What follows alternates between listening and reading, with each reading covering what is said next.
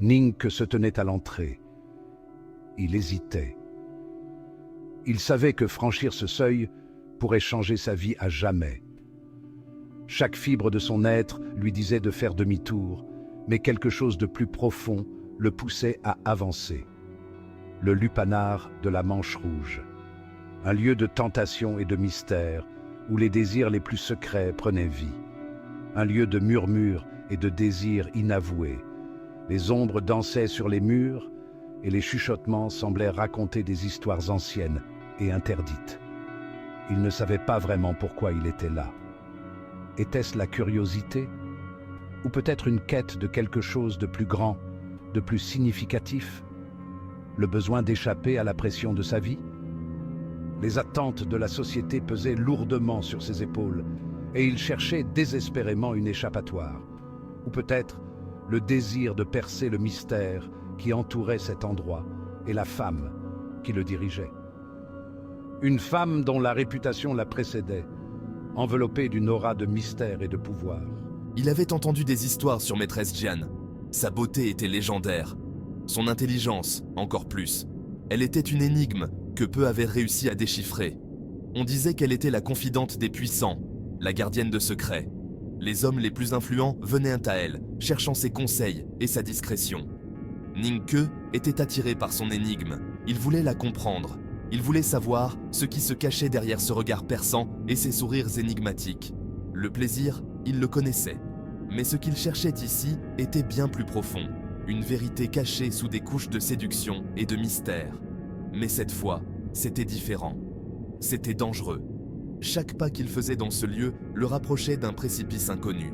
Prenant une grande inspiration, il franchit le seuil. Le monde qu'il connaissait allait bientôt changer, et il était prêt à affronter ce qui l'attendait de l'autre côté. L'air à l'intérieur était saturé de l'odeur entêtante de l'encens. Une musique flottait au loin. Des rires et des conversations lui parvenaient. Il sentit un nœud de tension dans son estomac. Ce n'était pas son monde. Il était habitué à l'acier froid de son épée, aux dures réalités de sa vie. Cet endroit respirait l'opulence, la décadence. C'était à la fois attirant et troublant. Il ressentit une pointe de culpabilité. Que penseraient de ses amis s'ils le voyaient ici? Repoussant ses doutes, il s'enfonça plus profondément dans le lupanar. Le hall principal était plus vaste qu'il ne l'avait imaginé. La décoration était raffinée.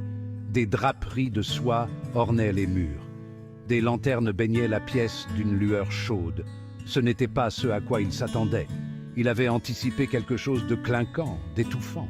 Au lieu de cela, il ressentit un étrange sentiment de paix. De magnifiques femmes se déplacèrent dans la salle. Elles riaient et discutaient avec les clients. Leurs rires étaient légers, leurs sourires naturels. Ce n'était pas un lieu de gaieté forcée. Ning se sentait hors de propos. Il n'était qu'un soldat. Que faisait-il dans ce havre de luxe? Il sentit une tape sur son épaule.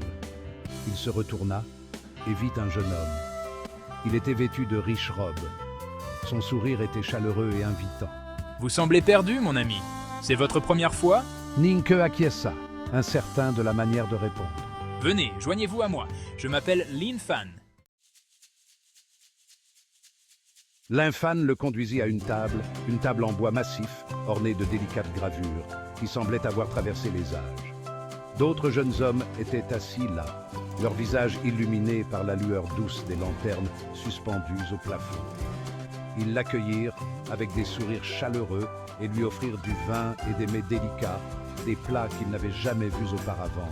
Il n'avait jamais goûté de tels mets. Chaque bouchée était une découverte, une explosion de saveurs inconnues. Il se surprit à se détendre, à se laisser aller dans cette ambiance conviviale et chaleureuse. Ils parlèrent de tout et de rien. La dernière pièce jouée en ville, la prochaine récolte, la politique du moment, et même des rêves et des aspirations de chacun. Ning écoutait plus qu'il ne parlait, absorbant chaque mot, chaque nuance de leur discussion. Il était surpris par leur ouverture d'esprit, par la profondeur de leurs réflexions et la sincérité de leurs échanges. Ce n'étaient pas les fils à papa décadents qu'il avait imaginés, mais des individus passionnés et respectueux. C'étaient des hommes intelligents et curieux, avides de connaissances et de nouvelles perspectives. Et Ning se sentait étrangement à sa place parmi eux. Soudain, la salle se tut. C'était comme si le temps s'était arrêté. Chaque souffle retenu, chaque murmure étouffé. Tous les regards se tournèrent vers la scène. Les yeux brillaient d'anticipation, les cœurs battaient à l'unisson.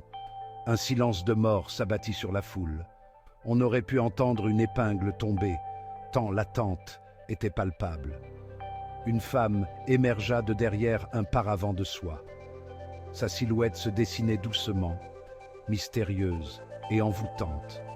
Elle était à couper le souffle. Chaque mouvement semblait calculé, chaque geste empreint de grâce. Sa beauté ne résidait pas seulement dans ses traits, mais dans sa présence. Elle dégageait une aura qui captivait tous ceux qui la regardaient. Elle se déplaçait avec une grâce qui captivait la salle. C'était Maîtresse Jian. Elle commença à chanter et la magie opéra instantanément. Sa voix était douce comme la soie et envoûtante comme la fumée. Chaque note semblait flotter dans l'air, envoûtant l'audience. Des frissons parcoururent l'échine de Ning Ke.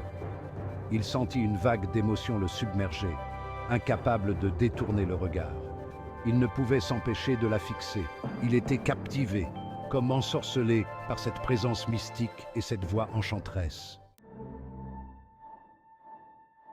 Il remarqua que Lin Fan l'observait. Un sourire entendu flottait sur ses lèvres. Elle est fascinante, n'est-ce pas? Ning put seulement hocher la tête. Il était sans voix. Qui était cette femme? Et quel secret cachait-elle? Il ressentit une vague d'anticipation.